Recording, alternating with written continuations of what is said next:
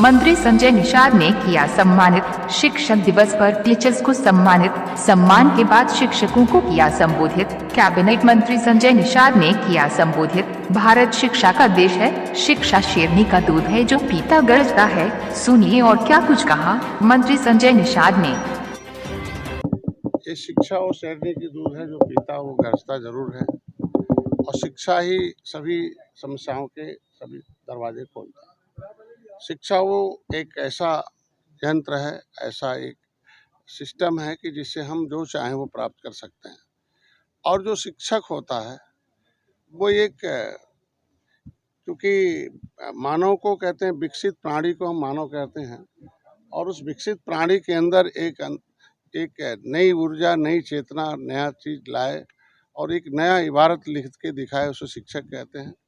कहते हैं कि गु मतलब अंधेरा, रू मतलब उजाला होता है। जो अंधेरे से उजाले की तरफ लाए उसे गुरु कहते हैं।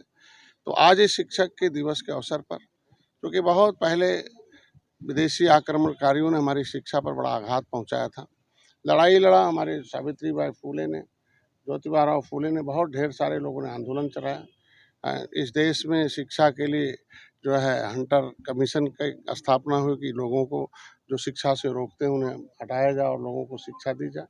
तो आज के दिन में हमेशा मेरी परंपरा रही है कि हम लोग पहले याद करने का, कि हम लोग अपने टाट को लेके जाते थे और अपने सफाई करके उससे बस बैठते थे, और उस समय के गुरु थे, हम लोगों को रात्रि में भी कोचिंग करते थे। तो अभी शिक्षक दिवस के अवसर पर हमारे निषाद वंशी, इसमें और लोग भी आए हैं, लेकिन मेरी प्रेरणा यह है कि हमारे लोगों को एक सोच के तहत इन्हें छोटा बना दिया गया था।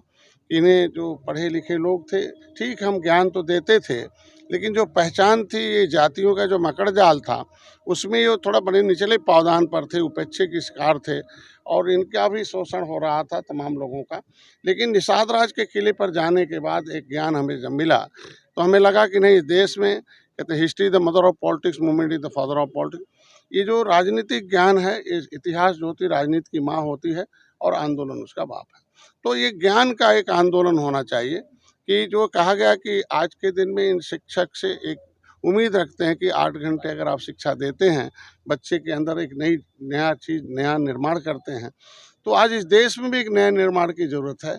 और उसमें आप इनको आर्थिक ज्ञान भी दीजिए, इनको सामाजिक ज्ञान भी दीजिए, इनको ऐतिहासिक ज्ञान भी दीजिए, इनको सांस्कृतिक और संस्कारिक ज्ञान भी दीजिए, जिससे लोगों को जो राजनीति जो ह्रास हुआ है संस्कार में, जो भारतीय संस्कृति में, वो फिर से हमारे अंदर आ सके।